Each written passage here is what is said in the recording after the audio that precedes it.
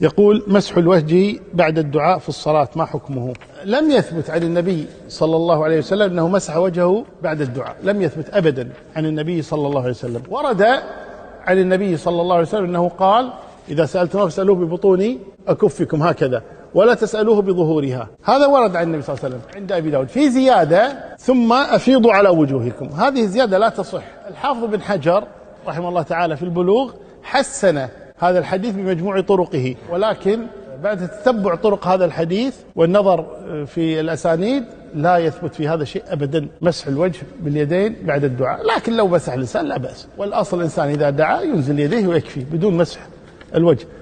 هذا خارج الصلاة، وأما في الصلاة فأشد. ولذلك النووي رحمه الله تعالى ذكر أن هذه بدعة، وهي مسح الوجه باليدين بعد الدعاء في الصلاة، اللي هو الوتر مثلا، إنسان بعد أن يدعو الوتر يمسح وجهه بيديه، فذكر الإمام النووي وغيره أن هذه من البدع.